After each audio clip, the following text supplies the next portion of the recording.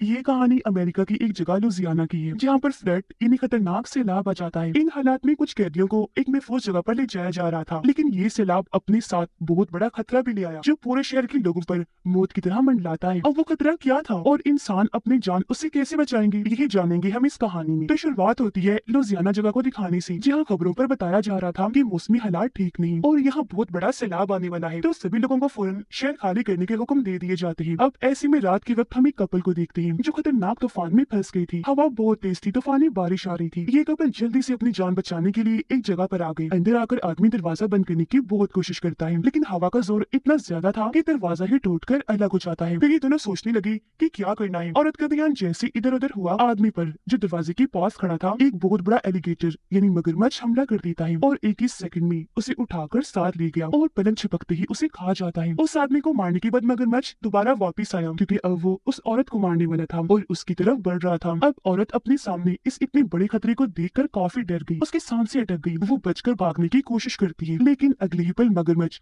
उस पर भी हमला करके उसका भी काम तमाम कर देता है और उसे कच्चा ही खा गया। यहाँ पता चला कि ये बस एक ही मगरमच्छ नहीं है, बल्कि इस जैसे और भी कई सारे थे जो सैलाब की वजह से समंदर से यहाँ आ गए और पूरे शहर में घूम रहे हैं, जिससे हम समझ पाए कि यही वो खतरा था। अगले दिन हमें एक जेल बस दिखाई गई, जिसके अंदर कैदियों को ले जाया जा रहा था, क्योंकि उन्हें जिस जेल में रखा गया था वहाँ अब सैलाब की वजह से पानी भर गया था। तो इन्हें अब किसी महफूज जगह पर ले जाया जा रहा था। बस में 2 पुलिस ऑफिसर्स और 5 कैदी थे। अब यहाँ बारिश इतनी तेज हो रही थी कि इनका अपनी मंजिल पर पहुंचना नामुमकिन लग रहा था। इसलिए एक ऑफिसर कहता है कि आज रात गुजारने के लिए हमें कहीं रुकना होगा। हमारे रास्ते में एक पुलिस स्टेशन आता है, तो हम वही रुक जाएंगे। अब इनके पास जो 5 कैदी थे सभी ने कत्ल किए थे, जिस वजह से इन्हें उम्र कैद की सजा थी। वो यहाँ चुपचाप बैठे हुए थे, क्योंकि उन्हें एक उम्मीद नजर आ रही थी। वो सोच रहे थे कि सैलाब का फायदा उठाकर हम यहाँ से भाग जाएंगे। अब हमें वो पुलिस स्टेशन दिखाया गया जो इनके रास्ते में आने वाला था, जहाँ ये रात रुकने वाली थी। यहाँ के शेरिफ यानी सीनियर पुलिस ऑफिसर एक औरत थी, जिसके साथ यहाँ 2 डेप्यूटीज ड्यूटी पर थे। शेरिफ के डैड जो खुद भी शेरिफ थे, उनकी मौत हो गई थी, जिसके बाद से उसने अपनी डैड की जगह संभाली।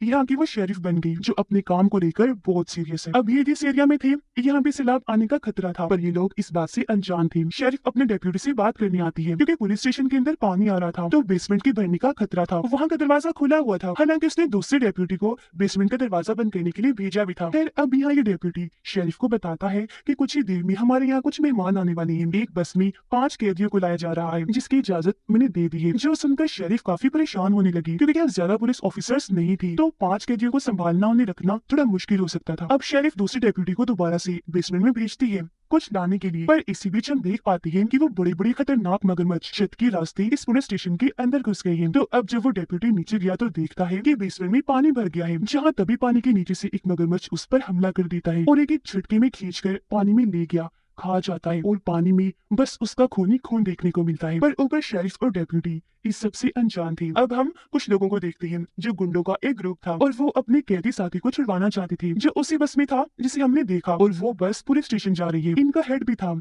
यहाँ उन्होंने अपने साथी को बचाने के लिए पूरा प्लान किया हुआ था, लेकिन जब भी रास्ते में रुककर बस का इंतजार कर रही थी तो बस मुड़ती नहीं बल्कि सीधी निकल गई, जिससे ये मायूस हो गई, क्योंकि इन्हें उम्मीद थी कि जैसे बस मुड़ेगी हम उस पर हमला करके अपने साथी को बचा लेंगे। वो सोचते हैं कि उन लोगों ने अपना प्लान बदल लिया, तो सभी परेशान हो गई।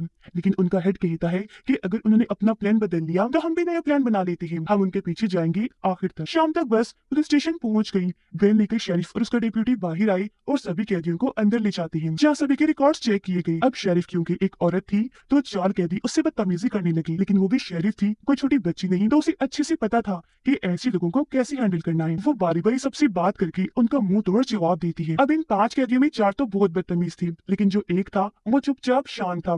उसका नाम कोड होता है। वो यहाँ कोई बात नहीं करता, आराम से खड़ा रहता है, जो चीज शेरिफ ने नोटिस कर ली थी। यह शेरिफ इनसे कहती है कि मैं तुम सबको साफ साफ बता देती हूँ कि सैलाब की वजह से हालात बहुत खराब है, तो आराम से रहना और दुआ करना कि आज रात खैरियत से गुजर जाए। लेकिन हाँ, अगर तुमने कोई होशियारी करने की कोशिश की तो मैं ये भी साफ साफ कह देती हूँ कि तुम्हें जान से मार डालूंगी। जिसके बाद उन सभी को अपने अपने सेल में बंद कर दिया जाता है। अब बाहर गुंडों का ग्रुप इस बस का पीछे करते करते यहाँ पहुंच गया था। वो सोचते हैं कि अंदर ज्यादा सिक्योरिटी नहीं होगी, तो हम अंदर जाएंगे और गन पॉइंट पर अपने साथी को छुड़वा कर ले आएंगे। अब जब शेरिफ और डेप्यूटी अपने ऑफिस वापस आए तो बाहर से वो ग्रुप स्टेशन पर गोलियां चलाना शुरू कर देता है। ये दोनों जल्दी से अलर्ट हो गई, फौरन महफूज जगह पर जाकर जवाब में गोलियां चलाने लगती है। लेकिन इसी बीच गुंडे और उनका हेड अंदर घुस आए। उन्होंने सामने गन्स की हुई थी। यह हेड पूछता है कि यहाँ कितने लोग हैं। अब शेरिफ और डेप्यूटी जहाँ एक जगह छुपे हुए थे वहाँ से शेरिफ जवाब देती है कि बस हम ही लोग हैं, एक मैं और एक मेरा डेप्यूटी साथी। वो यहाँ सच बोलती है, कोई चालाकी नहीं करती, क्योंकि वो ये हरगिज नहीं चाहती थी कि किसी की जान जाए। गुंडों का हेड कहता है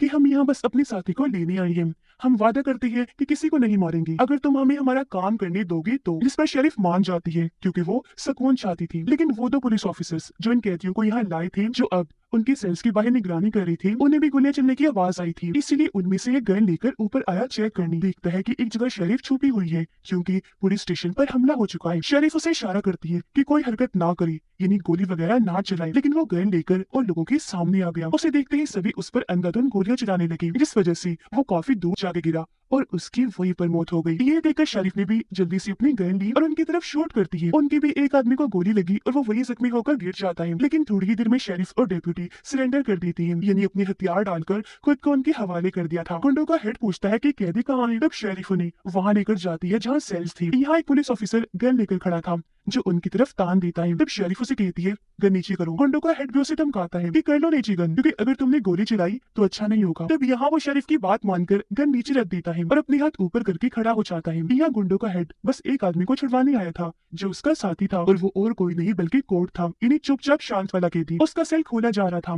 तब बाकी कैदी गुंडों के हेड को कहती है कि हमें भी यहाँ से बाहर निकालो, अपना साथी बना लो, हम तुम्हारी मदद करेंगे। जिस पर हेड साफ साफ कह देता है कि नहीं, मैं बस इसे छुड़वाने आया हूँ क्योंकि ये मेरा साथी है। अब कोर्ट का सेल खोलकर उसे बाहर निकाला गया जहाँ दोनों आपस में मिले, लेकिन बारिश काफी तेज थी तो फिलहाल वो यहाँ से नहीं निकल सकती थी, इसीलिए इंतजार करने का फैसला करती है। अब इनका वो साथी जो शेरिफ की गोली से जख्मी हो गया था, वो नीचे वाले फ्लोर पर बैठा था, जिसका बहुत तेजी से खून बह रहा था। उसके खून को सूंघकर मगरमच्छ यहाँ आया और सीधा आकर उस पर हमला कर देता है। एक ही वार में उसे पूरा निकल गया और ऐसे उसकी भी मौत हो जाती है। थोड़ी देर हो गई थी और अब गुंडों का हेड कोर्ट को लेकर यहाँ से निकलने वाला था, पर जाते जाते वो शेरिफ को कहता है कि यहाँ लगे सभी कैमरास को हमें खराब करना है और जो हमारी शुरू से अब तक रिकॉर्डिंग हुई है उसे डिलीट करना है, ताकि हर चीज क्लियर हो, हमारे खिलाफ कोई सबूत ना रहे। शेरिफ उसे यकीन दिलाती है कि आपको फिक्र करने की जरूरत नहीं है, पानी बढ़ने की वजह से कैमरास पहले ही खराब हो चुके हैं। लेकिन क्योंकि हेड को उस पर यकीन नहीं था, इसीलिए वो अपने एक साथी को शेरिफ के साथ भेजता है कैमरास को बंद करने के लिए। हेड की साथी जब शेरिफ को ले जा रही थी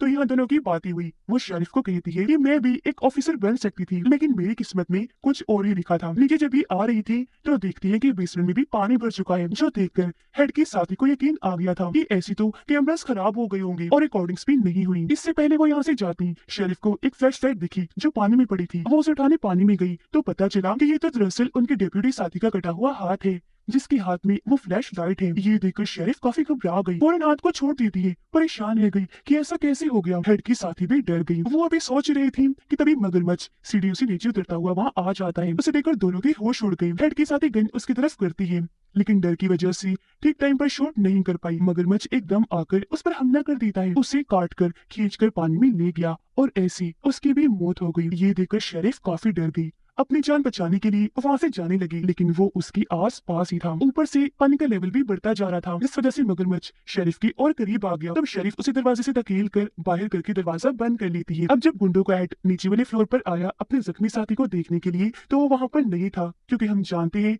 मगरमच्छ ने उसे भी मार दिया। उसका कटा हुआ सर ही बस वहाँ पानी में तैर रहा था, बाकी जिस्म गायब था। चलते चलते उसे शेरिफ मिली जो बहुत ज्यादा घबराई हुई थी, पूरी तरह हाँफ रही थी। हेड ने उसे पूछा कि मेरी वो साथी कहाँ है जो तुम्हारे साथ गई थी। इस पर शेरिफ जवाब देती है कि वो बेचारी नहीं रही। हेड फिर पूछता है क्या उसे मगरमच्छ ने मार दिया। ये सुनकर शेरिफ को हैरानी हुई। वो पूछती है कि हाँ, लेकिन तुम ये बात कैसे जानते हो। जिस पर हेड उसे नीचे की तरफ इशारा करके कहता है कि वो देखो नीचे ये मगरमच्छ। उसे देखकर मुझे अंदाजा हो गया था और अब ये भी ऊपर आ रहा है। इसे देखकर दोनों जल्दी से अपनी जान बचाकर भाग गई। ये सेल्स वाले एरिया में आ गई थी, लेकिन तभी पीछे से मगरमच्छ गुंडों की हेड की टांग पकड़ लेता है। वो नीचे गिर गया।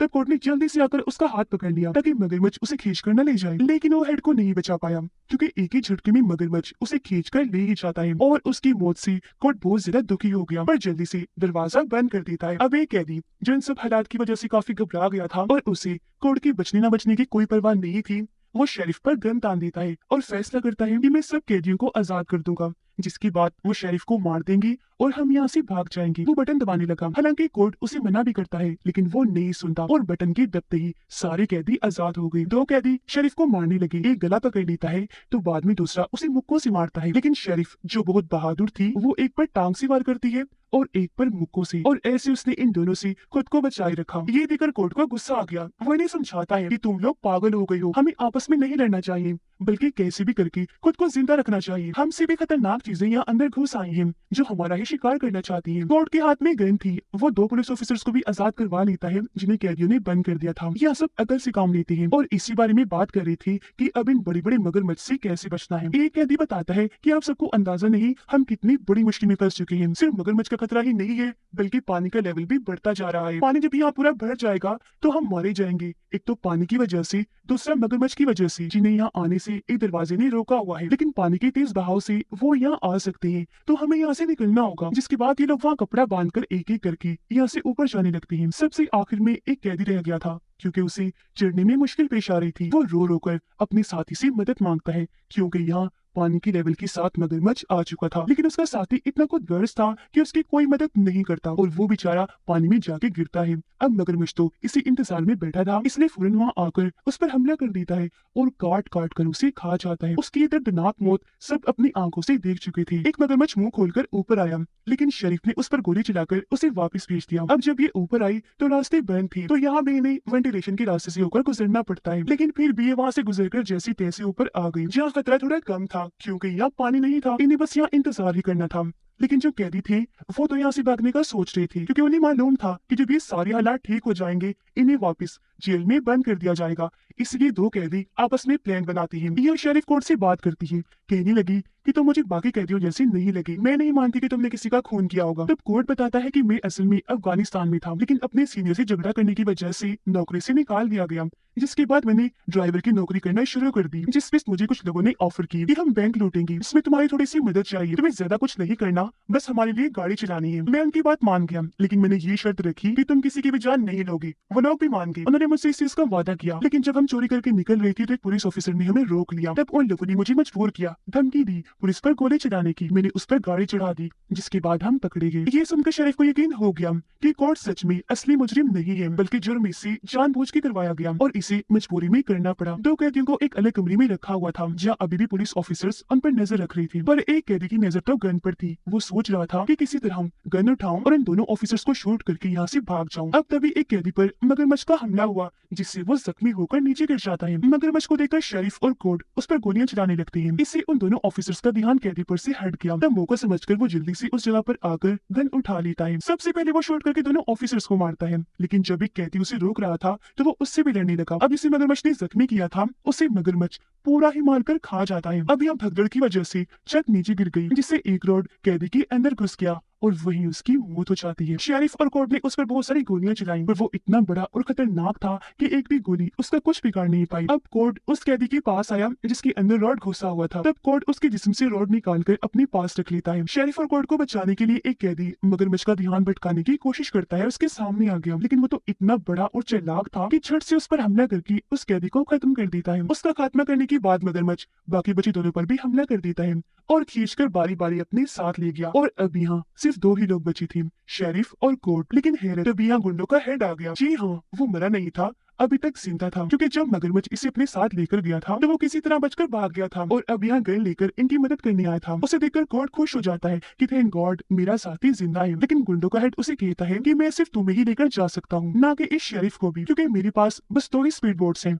तो ये नहीं जा सकती। ये सुनकर कोर्ट भी जाने से मना कर देता है, क्योंकि वो शेरिफ को यहाँ मरने के लिए नहीं छोड़ सकता था। इस बात को लेकर दोनों की बहस हो गई, जिससे इनकी हाथापाई होने लगती है। यहाँ ये दोनों लड़ रहे थे तो दूसरी तरफ शेरिफ मगरमच्छ से वो एक जगह पर धमाका कर देती है। इससे मगरमच्छ तो मर ही गया, साथ ही इस बिल्डिंग को भी काफी नुकसान हुआ। धमाके की वजह से जो आग लगी थी उसकी लपेट में गुंडों का हेड भी आ जाता है, वो सारा जल गया, जिससे उसकी भी मौत हो गई। जिसके बाद शेरिफ और कोर्ट सही सलामत वहाँ से बाहर आकर स्पीड बोट लेकर इस जगह से निकल जाती है। जब ये दूसरी साइड पर पहुंची तो आखिरी बार इनकी बात हुई। शेरिफ उसे कहती है कि जाओ, तुम भाग जाओ, बात की जिम्मेदारी मेरी है, मैं लिख दूंगी कि सारे कैदी मारे गए थे। जिस पर कोर्ट मुस्कुराते हुए कहता है, शेरिफ मुझे अभी मत मारो, ओके, क्योंकि हम दोनों दोबारा मिलेंगे, जो कहकर दोनों एक दूसरे को अलविदा कह दिए और अपने अपने रास्ते पर निकल गए। तो ये थी कहानी खतरनाक खूंखार एलिगेटर्स की, जो इतने खतरनाक है कि एक एक झटके में इंसान को निगल जाए। लेकिन शेरिफ और कोर्ट, जो बहादुर होने के साथ साथ अच्छे भी थे, उन्होंने किसी का भी बुरा नहीं चाहा, तो आखिर में वही बच गई। और इसी के साथ इस फिल्म की कहानी यहीं पर खत्म हो जाती है।